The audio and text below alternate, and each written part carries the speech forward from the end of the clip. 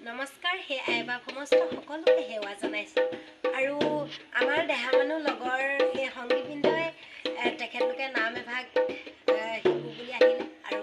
ভগৱন্তৰ গুণানুকীৰ্তন কৰি জনাই নজনাই কৰিবলৈ মই খুব বেছি ভালেই পাওঁ আৰু তেখেতলোকক জনাই নজনাই অকণমান শিকাবলৈ প্ৰয়াস কৰিছোঁ